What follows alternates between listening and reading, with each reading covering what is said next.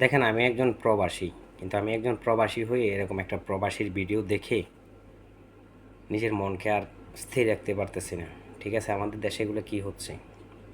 প্রবাসের টাকা দিয়ে সব কিছু হয়।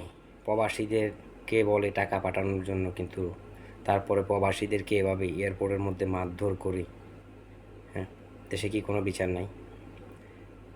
এ ভাইটাকে যে এভাবে মারলো, এটা কি ঠিক হয়েছে? উচিত হয়েছে? এটাই কি আমাদের সোনার বাংলাদেশ? এটাই আমাদের বিলাসবহুল এয়ারপোর্ট? আমাদের সব রকমের সুযোগ সুবিধা, ভিআইপি সুবিধা প্রবাসীর জন্য, এটাই কি আমাদের ভিআইপি সুবিধা? তাহলে এটাই যদি আমাদের ভিআইপি সুবিধা হয়, তাহলে আমরা কোথায় আছি?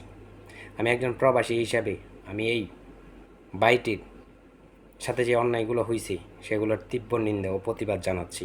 আপনারা সবাই কমেন্ট বক্সে জানাবেন। কিছু বলার নাই। ঠিক আছে, আমাদের দেশে এখন যা কিছু হচ্ছে শুধু চেয়ে চেয়ে দেখতে হয়। কিছু বলতে গেলে এটা উল্টো কিছু হয়ে যায়।